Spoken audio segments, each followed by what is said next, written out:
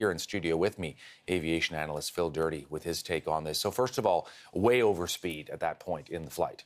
I was looking at the data online, and the last recorded speed was 383 knots.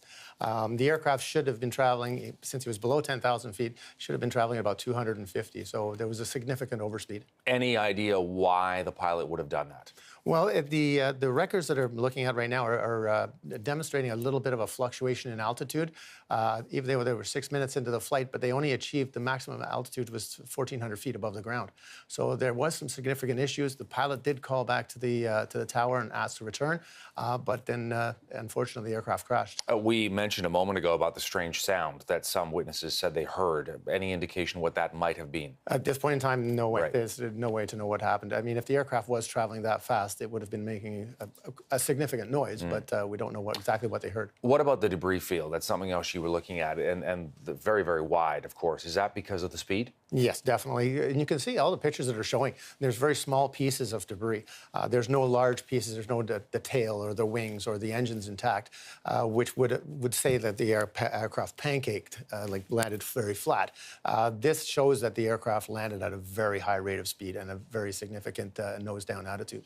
Let me ask you about that. And I know you've got a lot of notes and information about the Boeing 737 MAX, one of your areas of expertise, of course, studying these kinds of airlines, these types of planes.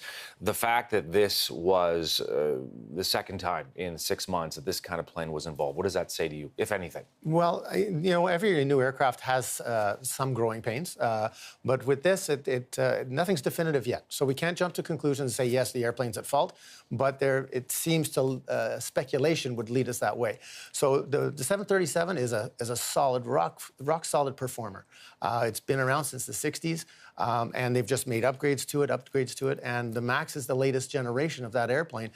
More fuel efficient, longer range, and it's a fantastic airplane. I was flying on it last week. Right, and speaking of the MAX, which of course it was the same one involved in this Lion Air crash in Indonesia, there were some questions about whether pilots had been properly trained on some of those upgrades to that jet. That's correct. And what happened was that the FAA issued an airworthiness directive, an emergency airworthiness directive, because they had identified the problem that there was a potential that the pilots weren't trained properly and how to deal with this runaway trim situation. So in the cockpit, there are two switches right at the rear of the center pedestal, and that they can just turn the system off if they are getting erroneous indications from the angle of attack vanes and if the MCAS system is acting erratically. There we go. We're showing the MCAS cutoff switches there at the bottom of the screen. That's correct. The fact that more than 20 airlines have now grounded these 737 MAXs, what do you make of that? Well, they're erring on the side of caution. They might have. One of the things is that we have to analyze the data. So, for instance, the Canadian operators will be looking at their data. How have these airplanes been performing in, Air Canada has 24, WestJet has 13, Sunwing 4. So they'll be looking at their data saying, have we encountered any of these types of problems that were encountered on Lion Air or on Ethiopian? So if there is anything that raises concern, I am sure that the airlines will ground the aircraft without even blinking an eye. What about the black boxes now as well that investigators now have? There's word that some of them are possibly damaged. Yeah, of course. In that kind of an accident, that speed. The black boxes are at the back of the aircraft, so there'll be that forward momentum.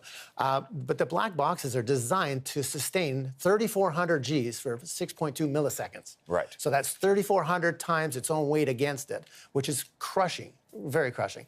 And so what'll happen is, because they're designed to take that kind of an impact, they'll be pretty well intact. They'll have some damage, but they should be able to get the information out very quickly. I know you've been to the region. What can you tell us about Ethiopian Airlines? It's very safe. It's one of the safest airlines in Africa. We're heading over there in the next month or so. And I can't say anything bad about Ethiopian. They're a great airline. They fly into Toronto, and they've got the newest generation aircraft, and they're very safe. So a lot of questions here, not a lot of answers. Give me your sense of a timeline. Well, I'm pretty sure they'll have a preliminary reading from the flight data recorder and the cockpit voice recorder within the next few days, maybe within the next week. And that'll give us a preliminary idea of what actually went on.